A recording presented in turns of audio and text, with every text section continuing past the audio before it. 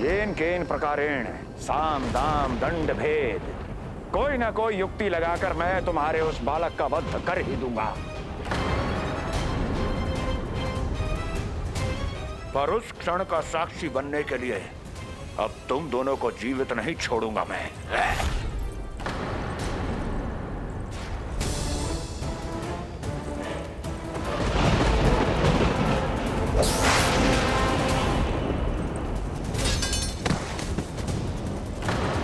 स्वामी,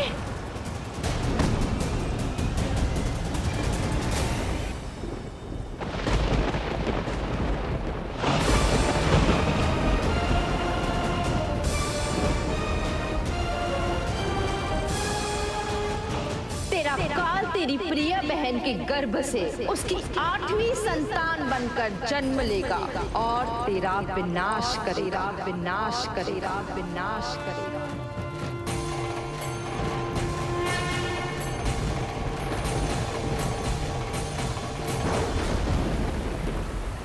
प्रलय आने वाली है, प्रलय आने वाली है, प्रलय आने वाली है।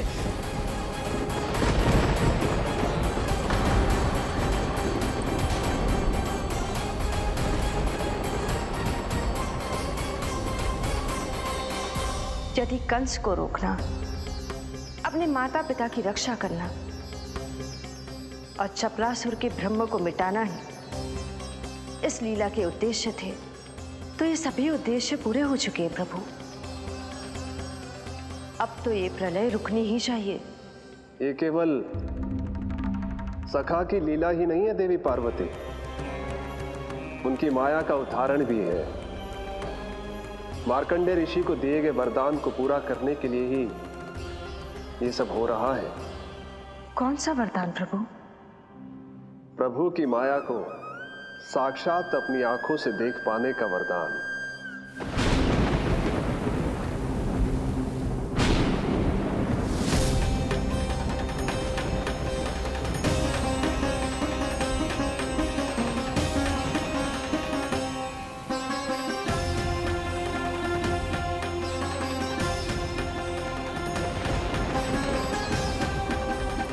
हे नारायण, क्या ये प्रलय है? क्या संसार समाप्त हो रहा है? तो फिर मुझे मिले इस जीवन का क्या अर्थ है?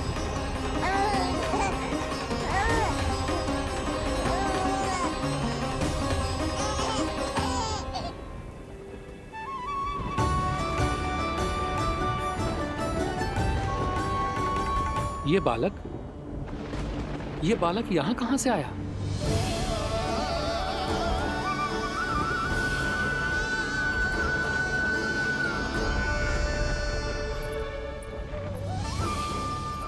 सोते हुए कितना निर्दोष लगता है जी। चारों ओर जल ही जल है, सब कुछ प्रलय में नष्ट हो रहा है, किंतु ये कितना निश्चिंत है ये। परंतु ये अद्भुत बालक है कौन?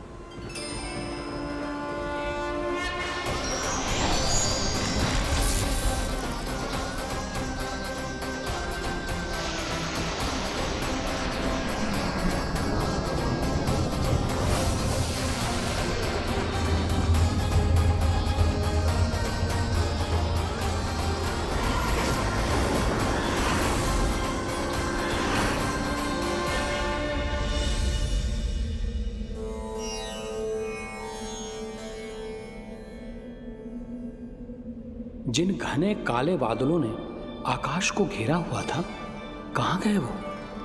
यहां तो प्रलय का कोई चिन्ह ही नहीं है।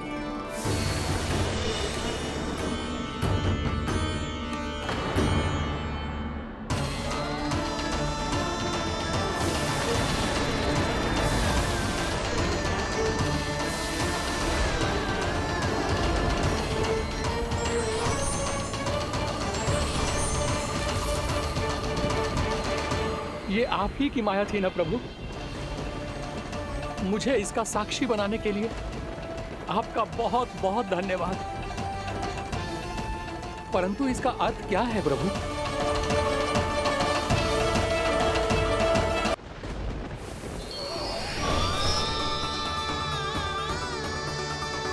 प्रभु।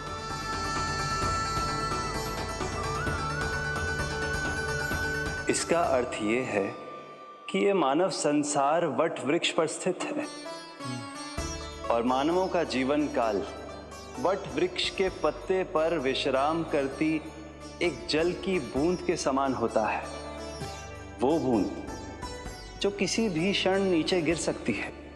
आपने तो स्वयं देखा है महर्षि, ये संपूर्ण जगत, ये महाब्रह्मांड मेरे ही भीतर स्थित है। ये उदाहरण है इस बात का कि जो दिखता है उसके कई स्वरूप होते हैं। जो आज आप देख रहे हैं वो पहले भी हो चुका है और आगे भी होगा। सब कुछ एक माया है।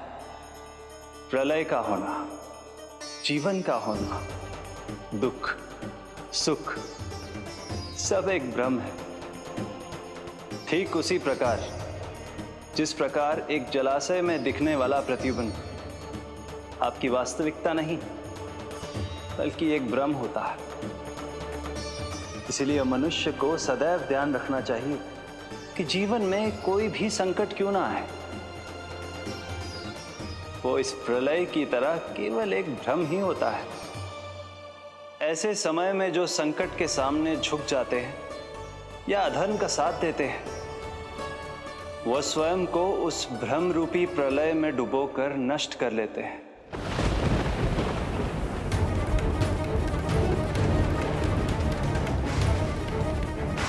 पर जो मेरी शरण में आकर संकटों का सामना करते हैं, वो स्वयं को कठिन से कठिन प्रलय से भी उभार लेते हैं।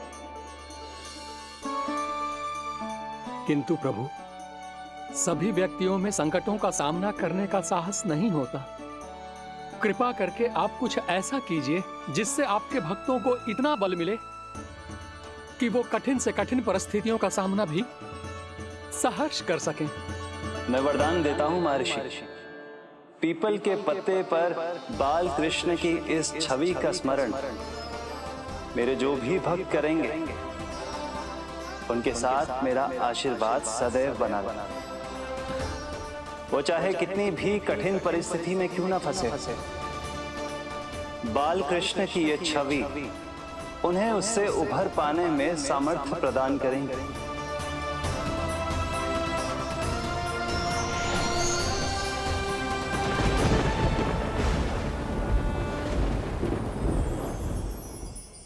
अद्भुत। तो ये कोई साधारण लीला या भ्रम नहीं था, मानव मात्र को नारायण से मिला वरदान था ये।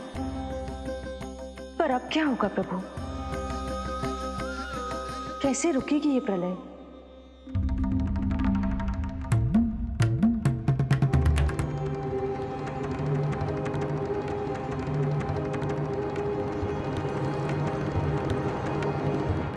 क्या सोच रहे हैं प्रभु? क्या आप रोकेंगे ये सब? नहीं प्रिय, ये कृष्ण की माया है, वही इसे रोक सकते हैं। पर मैं अपने सखा से भेंट करने अवश्य जाऊंगा। पर पिछली बार की तरह बिना उपहार लिए नहीं।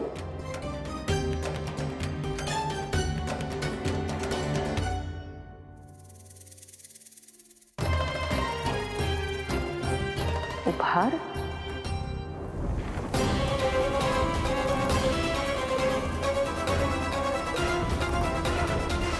आप तो प्रलय का भी सामना करने के लिए तैयार थे ना भैया?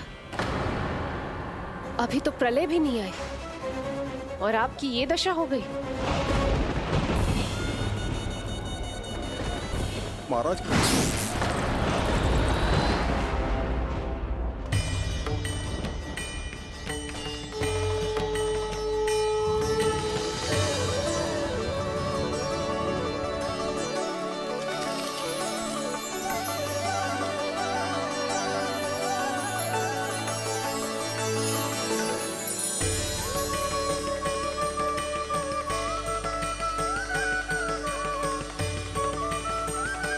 महादेव, आप उपहार में ये निष्प्राण वस्तु देंगे अपने सखा को?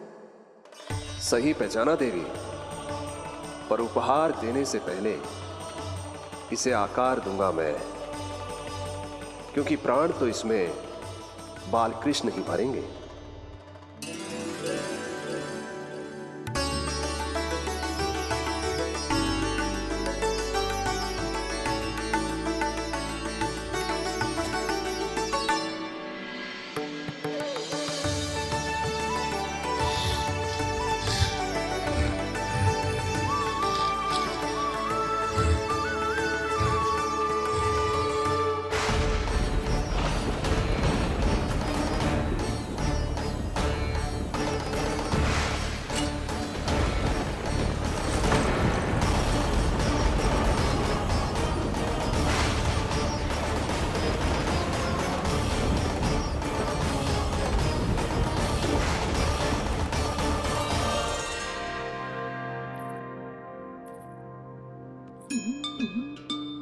मुरली, बस उन्हें मेरा उपहार अच्छा लगे।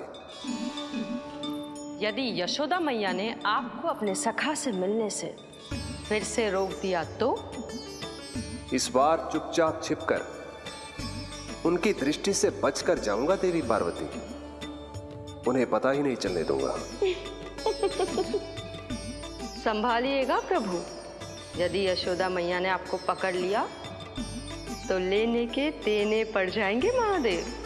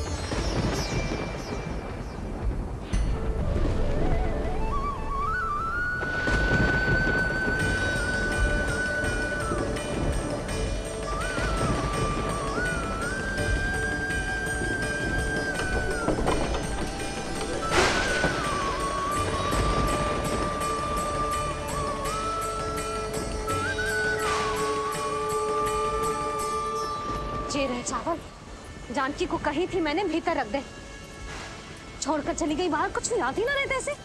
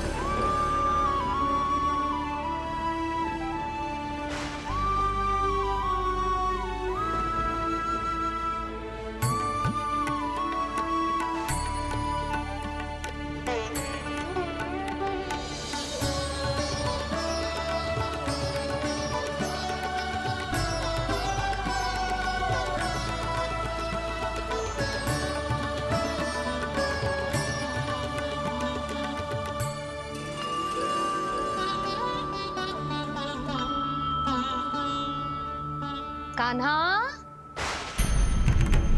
अंगूठा निकाल दे नन्ना, नहीं तो रुक जा, मुझे ही अंगूठा निकालना पड़ेगा तेरा। पूरे वस्त्र भीग गए मेरे, कहीं मेरे कारण इसका श्वास ना बिगड़ जाए। वस्त्र बदल के आ रही है मैया।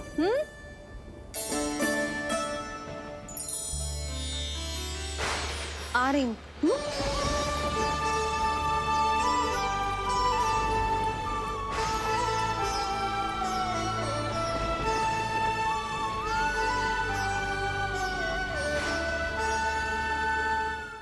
शासन की नींव भय होती है महाराज, और आपका पूरा साम्राज्य भय पर ही टिका हुआ है। यदि आप भी इस तरह से भयभीत दिखाई देंगे तो आपके साम्राज्य को डगमगाने से कोई भी नहीं रोक पाएगा। एक बार आपने ही कहा था ना कि अपनी दुर्बलता कभी किसी को मत दिखाओ। प्रजा को भयभीत कंस नहीं, भयानक कंस दिखना चाहिए, भयानक कंस। अब आप ये सिद्ध कर दीजिए कि भय आपके शत्रु का नहीं, आपका शस्त्र है। महाराजा धीराज, कंस का शस्त्र।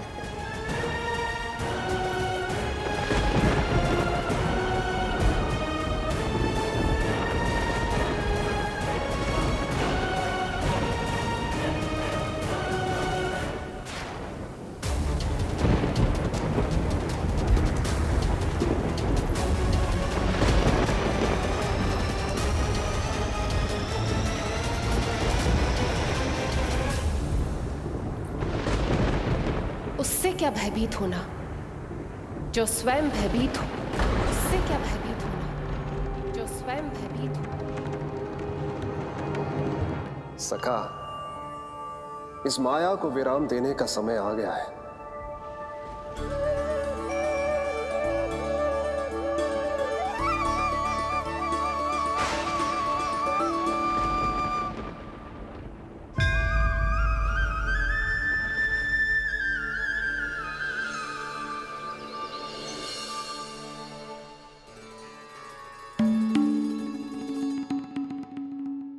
सभी आपके चरण धोकर उसका चरणामृत पीते हैं सखा, और आपने उसी चरण को अपने मुख में रख लिया।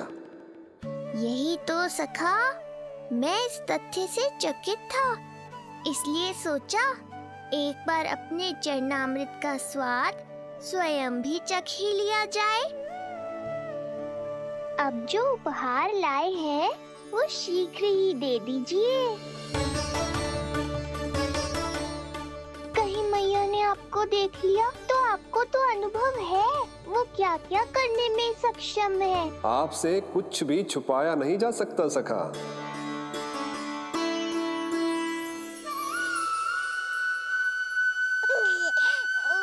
इन अधरों पे पांव के अंगूठे से अधिक ये मुरली शोभा देगी सखा।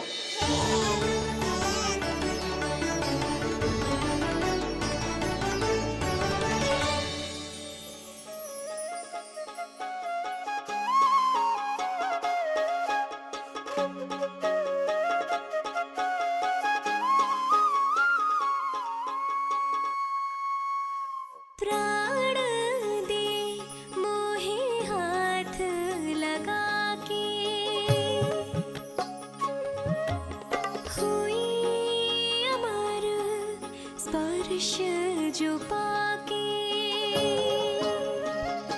काठी को जीवनमय कर दिया,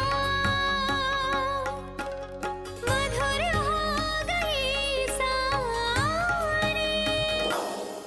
मन प्रसन्न मेरा तन प्रसन्न, प्रभु आज से मुरली हुई है तुम्हारी।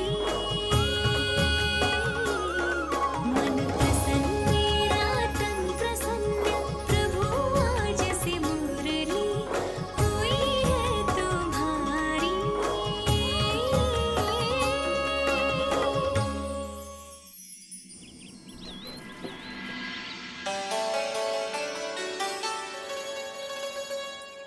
तुम्हारी भक्ति ने मेरा मन जीत लिया है मुरली।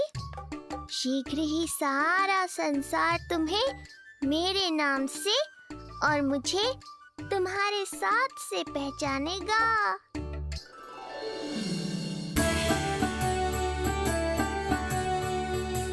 प्रभु, मेरे प्रभु, इस अनमोल भेंट के लिए आपका बहुत बहुत धन्यवाद सखा।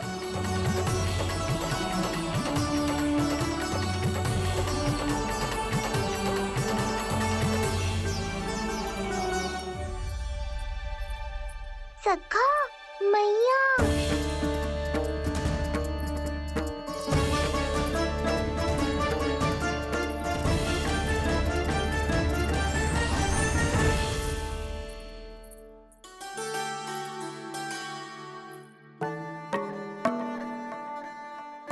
अच्छा जी, तो तूने अपना अंगूठा मुंह से निकाल ही दियो। बड़ा उपकार कियो अपनी मैया पे।